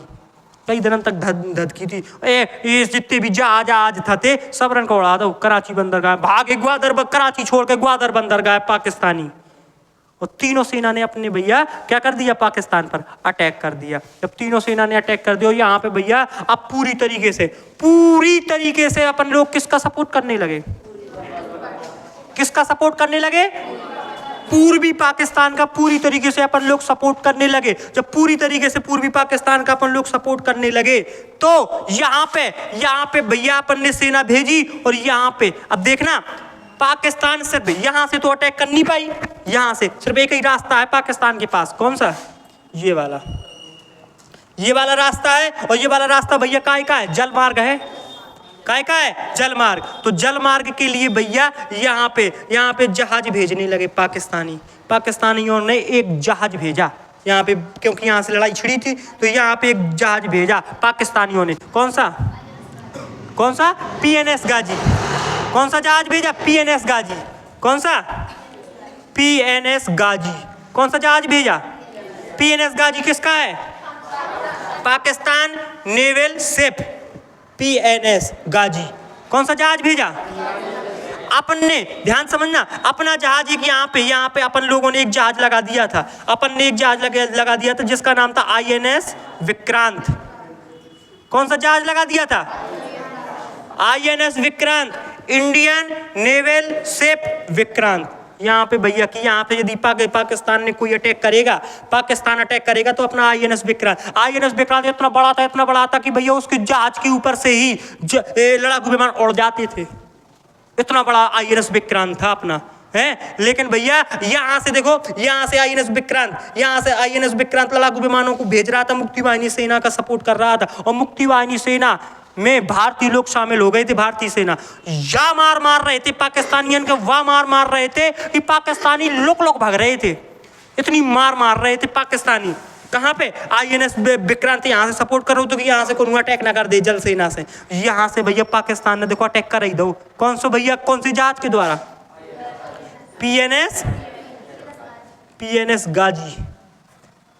गाजी। पाकिस्तान को पीएनएस गाजी ने अटैक कर दिया। जैसे पीएनएस गाजी ने अटैक किया, यहाँ पे था आईएनएस विक्रांत, और आईएनएस विक्रांत से बड़ा पीएनएस गाजी था। पीएनएस गाजी आईएनएस विक्रांत से बड़ा था। जैसे पीएनएस गाजी नजदीक आया, अब आईएनएस विक्रांत ने भैया सोचा, भारतीय सेना ने, इंडियन नेवल शिप ने भैया सोचा कि अगर पीएनएस गाजी आ गया, नजदीक आ गया, तो भैया आईएनएस विक्रांत तो गया, आईएनएस विक्रांत तो गया, ये तो भैया खत्म हो जाएगा। लेकिन भारत के पास एक जहाज था जो पीएनएस गाजी को हरा सकता था। कौन? आईएनएस राजपूताना। कौन था? आईएनएस राजपूताना। आईएनएस राजपूत था अपने पास एक जहाज। कौन था? आईएनएस राजपूत। इतना खतरनाक जहाज भैया, इतना खतरनाक जहाज की पीएनएस गाजी को धुआं की तरह उड़ा देता। लेकिन पीएनएस गाजी जो था ना, इतना खतरनाक जहाज था भैया, पता है पानी के नीचे चलता था। साइलेंट जहाज था, चुपके से एकदम बिल्कुल सिलो, पता नहीं है कि जहाज है नीचे की नहीं है, पानी से वही एकदम से ऊपर आकर के अटैक कर देता था। इतना खतरनाक था पीएनएस गाजी। साइलेंट जिसको जहाज बोलते हैं, क्या बोलते हैं भैया? साइलेंट जिसको शिप बोलते हैं। पानी के नीचे चलता था। कौन? पीएनएस गाजी। इतना खतरनाक था। पाकिस्तान का जहाज अमेरिका ने दिया था। तो फिर ध्यान से समझिए, आईएनएस, और अपने पास सिर्फ एक जहाज था। कौन? आईएनएस राजपूत, जो भैया किसको खत्म कर सकता था? पीएनएस गाजी को। लेकिन अपन भाग के अपने इतने खतरनाक, भाग खराब के इतने खराब कि आईएनएस राजपूत को इंजन खराब है, तो वो भैया कहाँ नहीं आ सकता था। ये भैया विशाखापट्टनम में, कहाँ पे? विशाखापट्टनम में खराब पड़ो तो, विशाखापट्टनम में सुधार रहो तो एक इंजन कैसे, एक आईएनएस राजपूत को भैया इंजन खराब है तो, लेकिन बाकी तो मिसाइलें तो सही थी। चले में इंजन खराब है तो बाकी तो जितो अटैक करने हैं भी तो सब सही थे। लेकिन काकर जब चल के पहुंचे तो तब तो ही उड़ा पा है। अब भैया बड़ी दिक्कत वाली बात, भाई पीएनएस गाजी के मारे उड़ाएंगे लाने आ रहा हो तो आईएनएस विक्रांत। अब क्या करो जाए? तो दिमाग लगाओ। भारत की सेना ने दिमाग लगाया। क्या दिमाग लगाया कि जब पीएनएस गाजी आईएनएस विक्रांत के मारने को आ रहा है तो मीडिया को बुलाया। यहाँ पे मीडिया ने पहली बार सपोर्ट किया था खुल के। पूरा मीडिया का भैया, यहाँ पे हम मीडिया को धन्यवाद देना चाहेंगे। यहाँ पे एक बार जब परमाणु हमला भाव तो तब मीडिया ने बहुत अच्छा सहयोग दिया था। एक बार मीडिया ने भैया एक बात उड़ा दी। मीडिया ने पूरी बात उड़ा दी। ठीक है, जाने ABPN जाने ऐसी कोई न्यूज था, उसने बात उड़ा दी कि जो आईएनएस विक्रांत है वो भैया वो यहाँ नहीं है, वो कहाँ? विशाखापट्टनम में यहाँ है।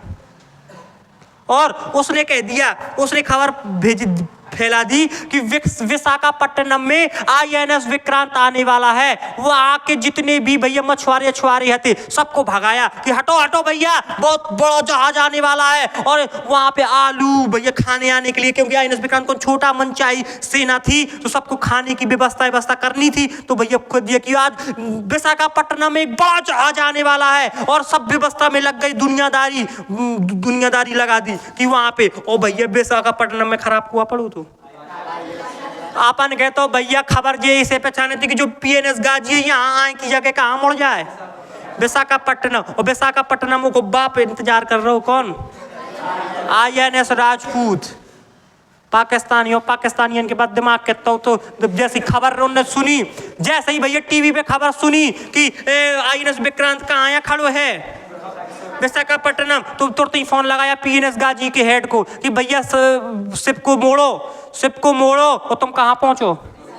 विशाखापट्टनम। तुम विशाखापट्टनम पहुंचो, विशाखापट्टनम में आईएनएस विक्रांता खड़ा है, और जैसे ही पीएनएस गाजिया विशाखापट्टनम पहुंचा, उते पे आईएनएस विक्रांत का है, उनने देखा कौन खड़ा है, आईएनएस राजपूत, तुम्हारा बाप राजपूत खड़ा है, तुम्हारा बाप। और जैसे ही पीएनएस गाजी नजदीक पहुंचा, आईएनएस राजपूत ने तुरंत ही मिसाइल भैया क्लियर की, और जैसे ही मिसाइल घरी पीएनएस गाजी, और पीएनएस गाजी तुरंत ही भैया समुद्र में क्या हो गया, बनने से डूब गया, और धड़ल्ले से भैया जिस समय विस्फोट हुआ पूरा पीएनएस गाजी फट गया, और पीएनएस गाजी का हो गया, ध्वस्त हो गया। इस तरीके से पीएनएस गाजी को अपन ने क्या कर दिया, ध्वस्त कर दिया। अब वो तो होता ही रह गया, यहाँ पे आईएनएस विक्रांत, पाकिस्तान तिलमिला गया, पाकिस्तान तिलमिला गया भैया। कैसे अपन ने का नष्ट कर दो, तू पीएनएस गाजी पाकिस्तान का नष्ट कर दिया, पाकिस्तान तिलमिला गया। लेकिन पाकिस्तान भैया बांग्लादेश पे और पाकिस्तान ये पूर्वी पाकिस्तान और भारत पे अटैक कर रहा था, लेकिन उसका पूरा सहयोग पाकिस्तान गया यूएनओ। कहाँ चला गया, यूएनओ एक संगठन है, हम इंटरनेशनल रिलेशन में पढ़ाएंगे। यूएनओ एक संगठन है, मतलब दुनिया के अपनी विश्व की अदालत है, ठीक है, द हेग में यूएनओ चला गया। यूएनओ चला गया कि भैया देखो तो हम पीएनएस गाजी उड़ा दिया, और हम भारत से कछु नहीं कह रहे हैं, और तुम ये हमारा बांग्लादेश या हमारे देश में विपक्ष में चला गया। अमेरिका ने सहयोग कर दिया यूएनओ में भैया, इसका मुद्दा उठाया गया। यूएनओ में जब मुद्दा उठाया गया तो वहां पे अपना एक मित्र दोस्त है, कौन, रूस का बेका में आएगा। रूस ने किसका सब पक्ष लिया, भारत का। वहां से वो मुद्दा रूस ने कह दिया कि ये मुकदमा नहीं, चलो हटो, वहां से पाकिस्तान का ये वाला मुकदमा हटा दिया गया। अब पाकिस्तान फिर रो भीख मांगत, बचाओ बचाओ, तुरंत गया गड़गड़ाने का अपने पिताजी के पास, अमेरिका के पास, बचा लो बचा लो। अमेरिका ने, अमेरिका इतना हरा, अमेरिका भैया, अमेरिका जो है भैया, अमेरिका ने देखो पूरा खोल के किसका सपोर्ट किया, पाकिस्तान का सपोर्ट किया पूरा। पता पड़े बोल दे हमारा यूट्यूब चैनल ही हटा दे, ठीक है। पाकिस्तान के कहने, पाकिस्तान को बुरा कहें, चैनल ही हटा दे, कोई बात नहीं, हटा दो पाकिस्तान को हम, लेकिन बोलेंगे भैया, और बाकी तो चलो ठीक है। समझदार के लिए सारा बहुत है। अमेरिका ने भैया देखो, अमेरिका ने किसका साथ दिया, पाकिस्तान के पास चला गया। पाकिस्तान अमेरिका के पास कि बचाओ, कुछ तो करो, नहीं तो पूरी तरीके से भारत पूरा कब्जा पूरी मार रहा है, बहुत मार रहा है। मुक्ति वाहिनी सेना के मिलकर आईएनएस विक्रांत धुआं करेंगे वहां से। बताओ आईएनएस राजपूत हमें धोखे में, हम सोचते होते आईएनएस विक्रांत था, हमें भड़वा दो राजपूतन से, गरम खून उनने धार दो हमें। बताओ हम पीएनएस गाजी बर्बाद कर दे, तो बड़ी मुश्किल में हमने ले पाओ, तो बड़ी मुश्किल में रुपया एक रुपया जोर के पीएनएस गाजी ले पाओ, तो बताओ उनने टोड़ारो, उनने भैया टोट डारो, पीएनएस गाजी ध्वस्त कर दो, समुद्र में डुबा दो, पूरा बर्बाद कर दो भैया, पीएनएस गाजी हम आओ हैं। अमेरिका ने कहा टेंशन न कर, रोना, पाकिस्तान से कहो रोना भैया, हम सपोर्ट कर रहे हम सपोर्ट कर रहे। और पाकिस्तान ने भैया, अमेरिका ने भैया अपना एक ठीक जहाज दिया, कौन सा बेड़ा, 7वां बेड़ा भैया। यो इतना बड़ो जहाज की भैया महोबा जैसे कई गांव समाज है, महोबा जैसे इतना बड़ो, वही के अंदर 7 ठैया, देखो वही के अंदर 7वां बेड़ा के, 7वां बेड़ा तो चलता ही तो महोबा से दुगनो तिगनो चौगनो बड़ो, ओके अगल बगल 7 ठैया और चलते, जिसको नाम कहा तू, इतना खतरनाक। वही के अंदर, वही जहाज के ऊपर, जहाजी में भैया वो बनो तो हवाई अड्डा, मिसाइलें रखी थी, और वही 7वां बेड़ा में भैया परमाणु बम भी रखे थे। अमेरिका ने कह दो कि 7वां बेड़ा पाकिस्तान के सपोर्ट में भेज दो। जब पाकिस्तान के सपोर्ट में भैया 7वां बेड़ा भेज दिया, अब भारत का तिलमिला गया, अब क्या करूँ जाए। और कहा अमेरिका ने 7वां बेड़ा तो भेजा, और अमेरिका ने फोन लगाया इंग्लैंड को, ये आज मौका है, देखो अंग्रेज कई गोरन खे छिलन मुर्गन की गुनी छोड़ने हरामियन खे, देखो पहले। तो अमेरिका ने फोन लगाया इंग्लैंड को, इंग्लैंड ने कहा, इंग्लैंड ने अपना ईगल भेज दिया कि लो 7वां बेड़ा के साथ में ईगल भी ले जाओ। 2 जहाज किसको मारने के लिए आए, भारत को। इंग्लैंड, ये अमेरिका ने भेजा। अमेरिका ने क्या भेजा, सातवां बेड़ा, अरे भैया सातवां बेड़ा इतना खतरनाक कि भारत का धुआं धुआं कर दिया, इतना बड़ा सातवां बेड़ा। भारत के पास कोई जहाज ही नहीं था सातवां बेड़ा का मुकाबला करने के लिए। और सातवां बेड़ा तो ठीक है, और इंग्लैंड से भैया पाकिस्तान को सपोर्ट करने के लाने गॉरंटन ने ईगल भेज दो। कब भेज दो? इंग्लैंड ने ईगल भेज दो, ईगल जहाज, और अमेरिका ने कहा भेज दो। जब पता पड़ा भैया, जब पता पड़ा कि सातवां बेड़ा और ईगल आ रहा हुआ भारत पे बांग्लादेश में पूर्वी पाकिस्तान के में भारतीयन के मारे खिलाने, और पूर्वी पाकिस्तान के मारे खिलाने कौन दो जहाज आ रहे हैं। और बेचारा अपना INS राजपूत तो वैसे ही खराब पड़ो तू हैं, वो तो आ नहीं सकत, तू तो सुधारा रहो तू INS विक्रांत बस तिल बला को INS विक्रांत का करो जा। इंडियन ने जो नेवी थी भैया बोखला गई, अब पकड़ो जा, अब तो भैया गए, अब तो गए। लेकिन इंदिरा गांधी ने तुरंत, इंदिरा गांधी ने फोन लगाया भैया, रात को जैसे ही फोन लगाया, हेलो, हाँ रूस, हाँ रूस के भैया, ओ धन्यवाद रूस, मित्र अपना, खुल के बोलते हैं रूस अपना मित्र, साथ दिया था, रूस ने साथ दिया था। तुरंत रात को फोन लगाया इंदिरा गांधी जी ने कि भैया रूस फंस गए, अब मित्रता निभाऊ, अब निभाऊ मित्रता, अब है तुम्हारी मित्रता की जरूरत। वैसे तो तुम कहते कि भारत का, हमारा भारत बिल्कुल हृदय आए, भारत हमारा हृदय, तो हृदय का आप साथ दो। रूस ने कहा बिल्कुल नॉट फिकर, चिंता करने की कोई बात नहीं है, आने दो सातवां बेड़ा और ईगल आने दो। रूस ने कहा कि आने दो, और रूस के पास तो भैया सातवां बेड़ा को एक बाप हतो, जो सातवां बेड़ा को मौसिया हतो उनके पास में। कौन? 40वां बेड़ा। कौन सा? 40वां बेड़ा। कौन सा बेड़ा? ले भैया रूस ने कह दिया 40वां बेड़ा को, 40वां बेड़ा के जो है कर्मचारी थे, फोन लगा दिया रूस के प्रधानमंत्री ने कि भैया तैयार करो और भेज दो भारत को सहयोग करने के लिए। 40वां बेड़ा को तैयार तो बिल्कुल, वो तो फेरा था तू इतना तो कहूँ मुझे बिल्कुल समझ ले, सातवां बेड़ा के तरह कई समाज आए। सातवां बेड़ा बिल्कुल लड़का, बिल्कुल छोटो वालो लड़का, और 40वां बेड़ा पर उनको पुरखा। 40वां बेड़ा आगो भैया कहाँ भाई, इतने आगो सपोर्ट करे के लाने, कहो को बताओ कहाँ करने 40वां बेड़ा बने कहो का बताओ। तो INS विक्रांत ऊपर लग गो, INS विक्रांत ऊपर लगा दो, मतलब बांग्लादेश साइड के पूर्वी पाकिस्तान, और यो इतने 40वां बेड़ा यो तैनात कर दो। आ बेटा सिर्फ 40वां बेड़ा को काम हतो, 40वां बेड़ा को सिर्फ काम हतो कि सिर्फ इन्हें निपटावो, ईगल और सातवां बेड़ा। और यहाँ INS विक्रांत को भैया ने संकोच, कैसे भैया यहाँ तो पूरी जिम्मेदारी की निभा ली थी।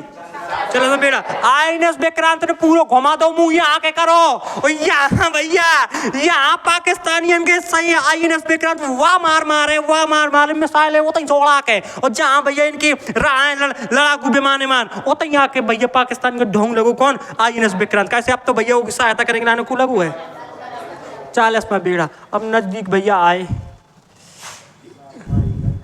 ये दो नजदीक आए, जैसे ही नजदीक आए उन्होंने देखो जो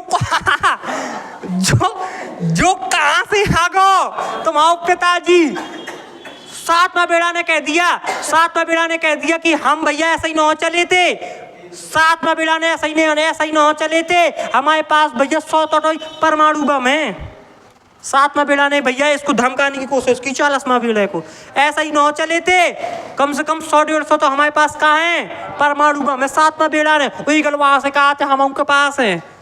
40वां बेड़ा का कहा थे 40वां बेड़ा ने कहा कि भैया जल्दी भारत को फोन आगो तो रात के, तो हमने भैया 1000 तक तो परमाणु बम गिने थी,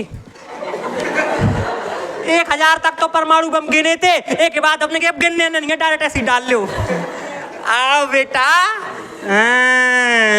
आओ, नजदीक जैसे ही है 40वां बेड़ा के जैसे ही नजदीक आए तो भैया ईगल तो ऐसे कपन लगो। ईगल ने कह दिया टू लेट, हम लेट हो गए।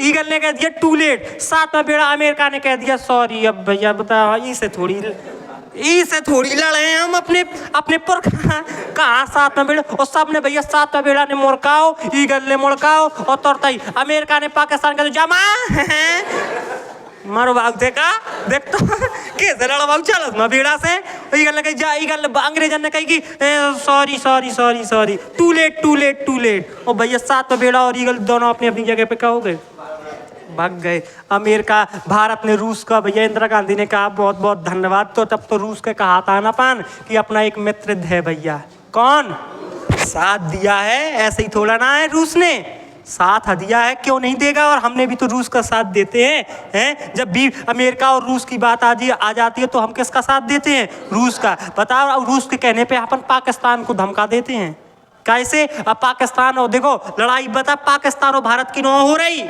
लड़ाई हो रही अमेरिका और रूस की कैसे रूस किसका साथ देता भारत का और पाकिस्तान का साथ कौन देता अमेरिका अमेरिका पाकिस्तान को हथियार देता कहता मार मार मार मार भारत को और बिल्कुल को रूस का देता है रूस भारत को हथियार देता कहता मार मार मार मार मतलब ये बड़े देश तुमने देखो जो बड़े आदमी होते ना वो सीधे सीधे नहीं लड़ाता दूसरन को सपोर्ट करें ले रुपया मार सारे के हम तो सपोर्ट कर रहे ऐसा ही भैया हाल इनको हुआ है अरे बात समझ में कि नहीं आ रही तो अपना साथ भैया किसने दिया था रूस ने साथ दिया था और जब भैया पाकिस्तान को जिस समय मार मारी ना भैया आईएनएस विक्रांत ने यहाँ पे एक खबर इसके बाद मानेक शाह ने क्या किया मानेक शाह ने एक खबर फैलवा दी इतने पे मीडिया ने साथ दो देखो मीडिया ने कितना साथ दिया यहाँ पे तो मीडिया ने देखो यहाँ भी साथ दो पहले मीडिया को स्थान ना हो 159 में हैं अब रैंक भारत की रैंक देखो 159वीं रैंक है मीडिया की लेकिन जब मीडिया ने देखो कभी कभी मीडिया भारत की भी बहुत अच्छा स्थान दी थी एक बार फिर यहाँ पे मानेक शाह ने यहाँ पे भैया बांग्लादेश में पूर्वी पाकिस्तान में ऐसे भैया इंडियन आर्मी के जवानन के पैरासूट के द्वारा भैया कहो कि हम इतने पे 5,000 इंडियन सेना को भारतीय सेना को उतारते हैं जहाँ वाली खबर फैला दी उतारे कितने भैया मुश्किल से 100 ठैया और बाकी का पोतरा उतार दे क्या उतार दे पोतरा में बैठा के पोतरा होते उतार दे और वीडियो शूट कर ली कि भैया 5,000 सेना भारतीयों ने उतारी कहाँ पूर्वी पाकिस्तान में जब वाली वो खबर भेजा दी पाकिस्तान में और जिस समय पाकिस्तान का जब पता पड़ेगी भारतीय खुल के बिल्कुल किसका साथ देने लगी पूर्वी पाकिस्तान का तो जब भैया पूर्वी पाकिस्तान का खुल के मुक्ति हुआ नहीं जिस समय मारे ना पाकिस्तानियन गए तो भैया जब फाइनल रिजल्ट हुआ तो जब फाइनल वो है तो 16 दिसंबर 1971 को कब तक लड़ाई छिड़ी थी 5 दिसंबर से 16 दिसंबर तक मतलब लगभग 11 दिन लड़ाई चली थी वो सब 11 दिन के अंदर में बहुत हो तो 16 दिसंबर 1971 को पाकिस्तान की 93,000 सेना ने भैया कितने हजार सेना ने 93,000 गिनीज बुक रिकॉर्ड में शामिल हो गए रेड डाटा बुक में लिख गो आज तक इतनी सेना ने कभी भी आत्मसमर्पण नहीं कर हुआ आत्मसमर्पण एक देश के लाने बड़ी दुखद बात है भैया 93 एक सेना यदि एक सैनिक किसी भी देश का एक सैनिक आत्मसमर्पण कर देता है आत्मसमर्पण करने का मतलब भैया पूरी तरीके से दूसरे देश के अपन ने क्या कर ले अपन पूरी तरीके से उनके गुलाम बन गए 93,000 सेना ने बंदूक क्या करते हैं आत्मसमर्पण करने का मतलब बिल्ला ऐसी जो लगी रहा है उतार के भैया नीचे रखते हैं बेल्ट खोल के नीचे रखते हैं बंदूक नीचे रखते हैं और ऐसे करके भैया क्या हो जाते नीचे करके क्या करते थे बैठ जाते हैं 93,000 सेना ने भैया आत्मसमर्पण किया किसकी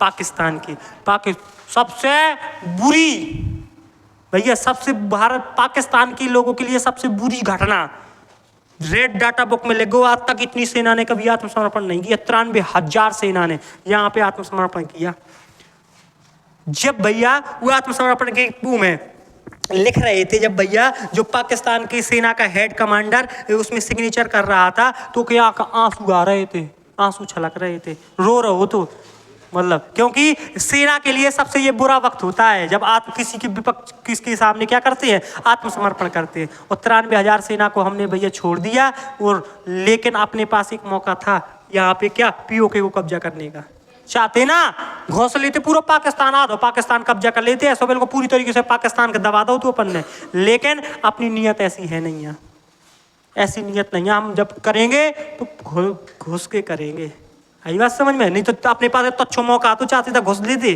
कर देते अटैक और कब्जा कर लेते, लेकिन नहीं किया। ऐसी नीयत ही नहीं है अपनी, है ना। तो भैया इस तरीके से अपन ने भैया कब ये पाकिस्तान का ये बंटवारा किया, और पाकिस्तान का बंटवारा करने के बाद तो 14 अगस्त 1947 को 14 अगस्त 1947 का पाकिस्तान का बंटवारा हुआ था।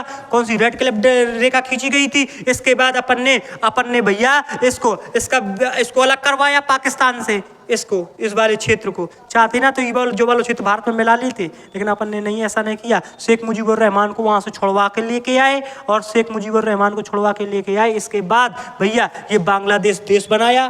कौन सा देश बनाया? बांग्लादेश देश बनवाया, और बांग्लादेश के बीच में, भारत और बांग्लादेश के बीच में एक लाइन खिंचवाई जिसको बोलते हैं जीरो लाइन।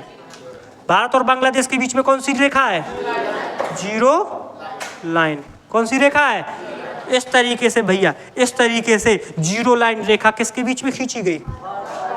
भारत और बांग्लादेश। भारत और बांग्लादेश के बीच के बॉर्डर को क्या बोलते हैं? Zero line. इस तरीके से भैया शेख मुजीबुर रहमान भैया यहाँ के प्रधानमंत्री बने बांग्लादेश के, और इसके बाद शेख मुजीबुर रहमान के बाद उनकी पुत्री बनी कौन? शेख हसीना, जो बांग्लादेश छोड़ करके भाग गई थी, अभी भाग आई थी ना शरण ले ली भारत में। तो भैया यहाँ पे शेख हसीना बनी, शेख हसीना जुल्फों वाली बनी यहाँ की प्रधानमंत्री। और शेख हसीना जब आया करती थी ना, तो एक छोटा सा देश है बांग्लादेश, लेकिन जब नरेंद्र मोदी उनके पास जाया करते थे, नरेंद्र मोदी जब ये भारत आया करती थी शेख हसीना, तो नरेंद्र मोदी जी एयरपोर्ट में खुद लेने जाते थे। क्यों? क्योंकि भैया इसको अपन ने बचाया था, तो उसका सम्मान करते थे। इंदिरा गांधी आयरन लेडी ने बचाया था भैया, औरतों के अत्याचार को नहीं देख पाई थी, इंदिरा गांधी ने बचाया था इसको। किसको? बांग्लादेश को। इस तरीके से भैया बांग्लादेश ये देश बना। क्या बना? बांग्लादेश बना। ये अखंड भारत, पूरा अखंड भारत का पूरा टॉपिक था। बढ़िया तरीके से, हमें आशा है कि आप लोगों को बढ़िया समझ में आया होगा, है ना, बढ़िया समझ में आया होगा। और अभी तक मैंने कभी नहीं कहा कि मेरे चैनल को सब्सक्राइब कर लो, लेकिन मैं आज आपको लोगों को पहली बार बोल रहा हूँ कि चैनल को आप लोग जरूर सब्सक्राइब कर लें। और एक बार फिर से बोल रहा हूँ भैया कि पाकिस्तानी इस वीडियो को ना देखें। यदि पाकिस्तानी इस वीडियो को देखेंगे तो वो भैया पर उस दिन रोटी तो खाएंगे ही नहीं। तो पाकिस्तानी इस वीडियो से जरूर दूर रहें, बढ़िया तरीके से देखें और चैनल को जरूर सब्सक्राइब करें। एक बार भैया सब लोग बोलिए भारत माता की जय। धन्यवाद भैया।